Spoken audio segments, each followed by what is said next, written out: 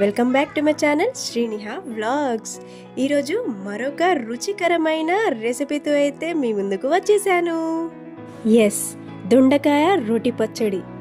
మీరు ఈ పచ్చడిని ఒక్కసారి కానీ రుచి చూశారంటే వావ్ అనాల్సిందే. వేడి వేడి అన్నంలోకి ఈ దొండకాయ రోటి పచ్చడి వేసుకొని కొద్దిగా నెయ్యి కలుపుకొని తిన్నారంటే ఆహా ఎంత బాగుందో టేస్ట్ అంటారు.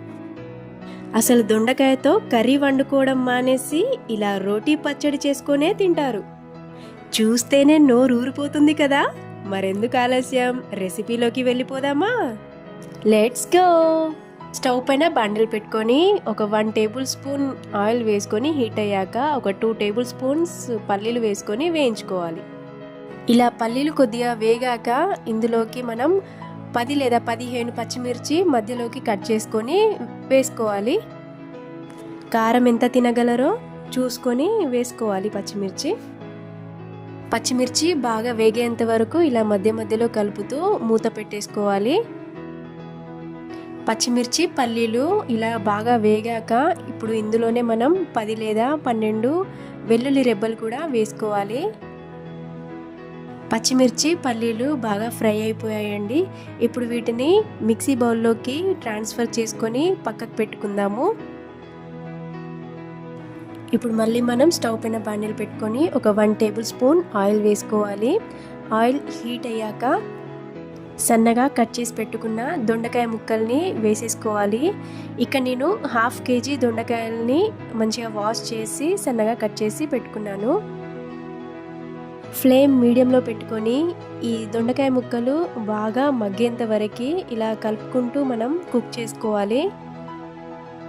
ఇప్పుడు ఇందులోకి మనం 1 టేబుల్ స్పూన్ జీలకర్ర వేసుకొని బాగా కలుపుకుందాము. సో చూసారా ఫ్రెండ్స్, మన దొండకాయ ముక్కలు అయితే చాలా బాగా ఫ్రై అయిపోయాయి. కలర్ మొత్తం చేంజ్ అయిపోయాయి. ఇలా కలర్ చేంజ్ అయ్యేంత వరకు మనం దొండకాయ ముక్కల్ని కుక్ చేసుకోవాలి. ఇలా కుక్ అయితేనే చాలా బాగుంటుంది పచ్చడి టేస్ట్. ఇప్పుడు మనం ఇందులో 4 పెద్ద సైజ్ టమాటాలని కట్ చేసుకొని వేసేసుకోవాలి. అండ్ దాంతోపాటు కొద్దిగా చింతపండును కూడా యాడ్ చేసుకోవాలి. ఇలా చింతపండు యాడ్ చేసుకుంటే టేస్ట్ చాలా బాగుంటుందండి.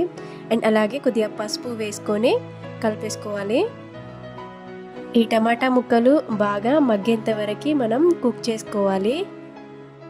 ఇలా మధ్య మధ్యలో కలుపుతూ మూత పెట్టుకొని బాగా కుక్ చేసుకోవాలి.